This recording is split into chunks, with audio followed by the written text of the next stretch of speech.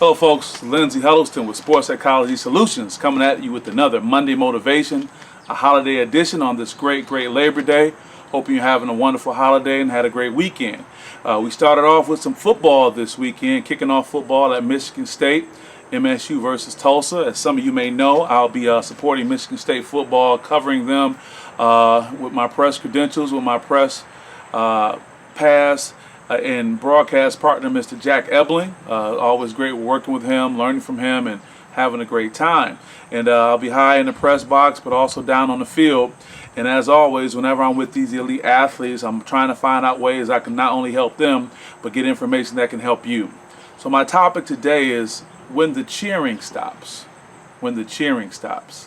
That actually is a chapter in my first book, Unlikely Saviors, Realizing the Positive Impact Athletes Can Have on Society Through Philanthropy. But I'll go a step further with that title. And instead of just saying when the cheering stops, I'll say when the cheering stops and the boos commence.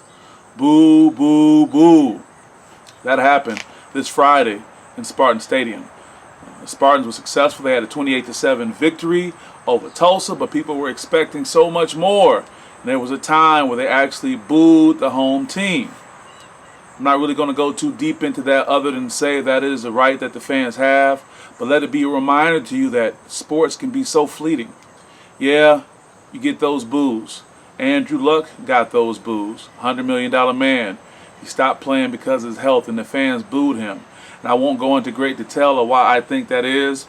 The socioeconomic aspect out of that, the idea of fandom and people letting go of their emotions and using that opportunity to boo their home team when they're not happy with that. But with that, just as you can get booed, you also get the cheers. And it's almost like a trade-off. Just like someone can boo you, they can cheer for you, they can scream and shout, and you get that. So what is my point? Sports is so fleeting. You can be cheered one moment and booed the next. So what does that mean? You need to prepare yourself for that time when the cheering stops. Whether it's the boos that rain down on some of those Spartan players at Spartan Stadium this past Friday, the boos that Andrew Luck got when he said he was going to retire, or even the boos that some fans feel are necessary, whether it's high school, college, or professional sports.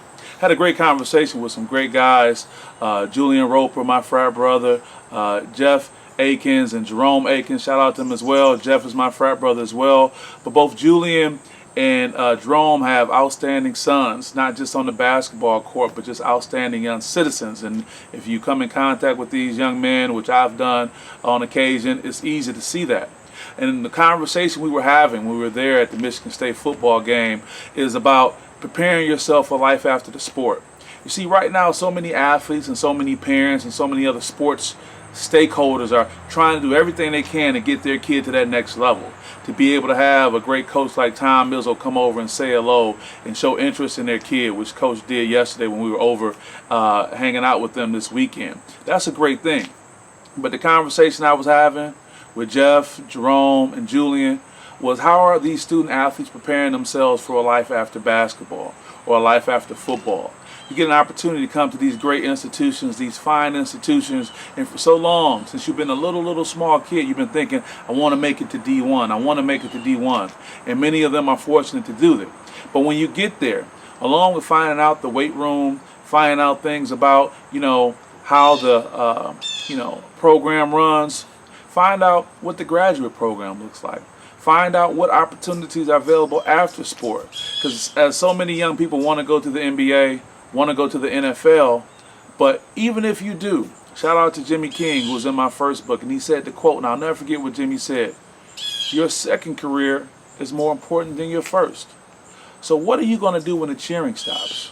I don't want you to be all about just basketball, just football, whatever your respective sport may be, because the reality is at any given moment, you can go from being cheered to booed. Now that should not be a personal reflection of who you are as a young man or a young woman.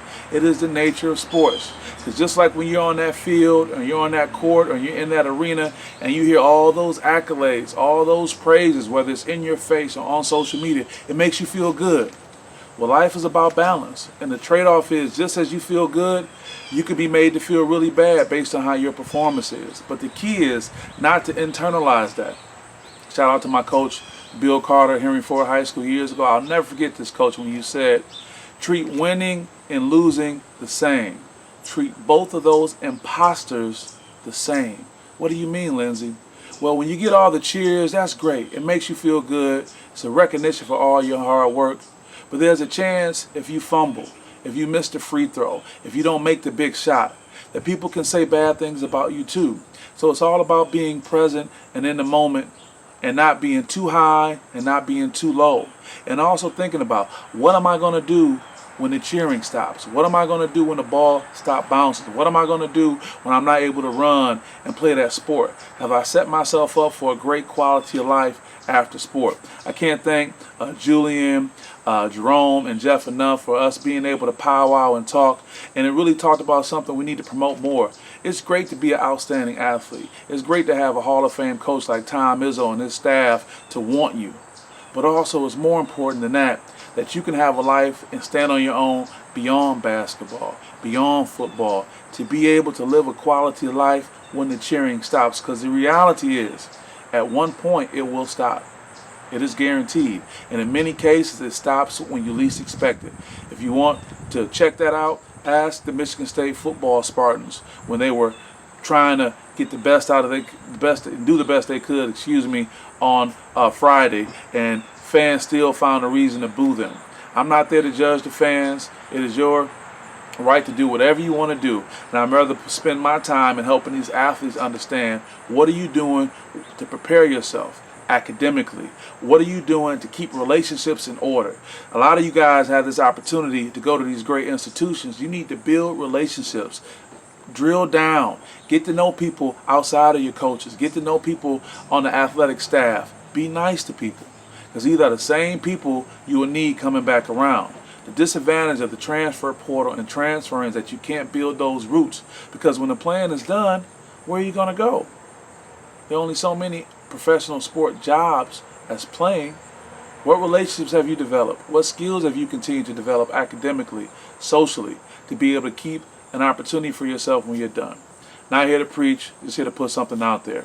What are you going to do when the cheering stops? Because eventually it will, but when the cheering stops doesn't mean you have to. Don't let your identity be so caught up in just being Lindsey the basketball player, Lindsey the football player, but have it be Lindsey is someone who plays basketball. Lindsey is someone who plays football. And you're still an individual, and you're much more than just an athlete.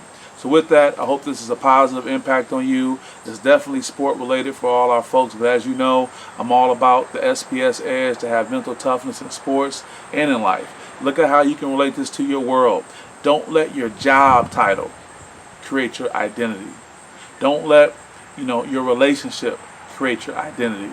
You want to be an individual. You want to be able to stand on your own when whatever circumstances you have changed, and the realities in life, in some way or form, they will change. So with that, as I always end, go out there, write your goals down, check off the box as you go, put them in small forms, and keep working and working and working, and just continue to push hard and believe in yourself. So with that, Lindsey Huddleston, SPS signing off. Have a great Labor Day, and we'll talk to you guys soon. Peace.